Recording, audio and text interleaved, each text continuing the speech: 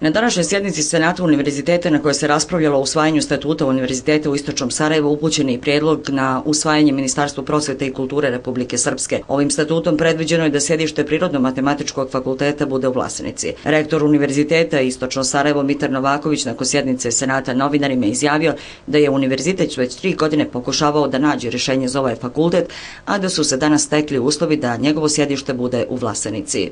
Mi postojimo sa 5 studijskih programa iz te oblasti, koji su licencirani. Od tih 5, 3 su u funkciji, tako da kažem, što nije baš dovoljno da se materijalno isplati, da se pokrene i taj fakultet. Naravno, još uvijek imamo dosta problema sa adekvatnim prostorom za funkcionisanje svih naših sadržaja, i najlogičnije je da sjedište samog fakulteta uvijek bude tamo gdje i najviše se realizuje studijski program. Međutim, niko ne nudi rješenja i nema rješenja, nije moguće naći bilo kakav, a da ne kažem adekvatan prostor, niti u Palama, niti ovdje u Lukavici. Nakon što je informacija o sjedištu Prirodno-matematičkog fakulteta došla do Filozofskog fakulteta i grada Istočno Sarajevo, prije nekoliko dana gradonačelnik grada Istočno Sarajevo Vinko Radovanović zajedno sa 6 načelnika opština održao je sastanak na kome su donijeti zaključci u kome se kaže da grad podržava ideju da Prirodno-matematički fakultet bude izdvojen iz Filozofskog fakulteta, ali da njegovo sjedište mora ostati u Palama. Sa tog sastanka uslijedili su i konkretni prijedlozi u vidu rješavanja prostora za ovaj fakultet.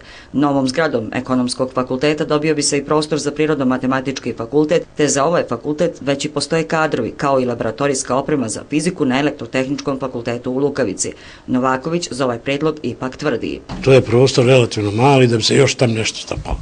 Bez novog prostora ne možete ništa da uradite.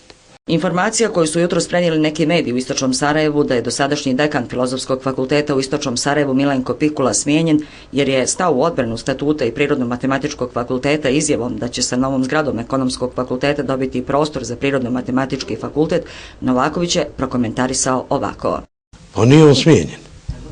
On i nije bio dekan. Da bi neko bio dekan, vijeće predloži, rektor ga imenuje. On nije imenovan za dekana nikad, a ponašao se kao da je dekan. Naravno, rektor nije na to reagovao. Sad, kad je Dara prevršila mjeru, neće da može.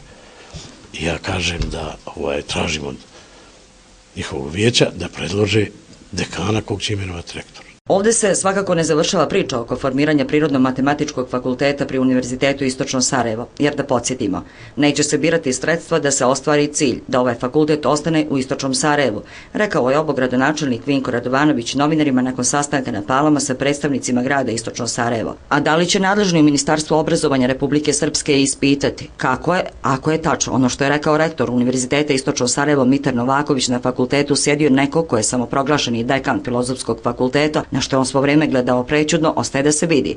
Ili priča ima drugačiji kraj. Čućemo već sutra za kada je najavljena sjednica na Filozofskom fakultetu. Ono što su studenti u ovom trenutku mogli da urade, oni su uradili. Odlučili su da preko najposjećenije društvene mreže Facebook organizuju proteste. Na Facebooku je počelo organizovanje povodom smjene dekana Filozofskog fakulteta Milenka Pikule i najave da bi Prirodno-matematički fakultet mogao biti u Vlasenici. Širenje je počelo velikom brzinom i za samo pola sata pozivnice su upućene na preko 2700 adresa. Članovi za sada traže ostavku rektora Mitra Novakovića, a vraćanje dekana Milenka Pikule, koji se, kako navode, jedini zalagao za ostanak fakulteta bez straha za svoju funkciju.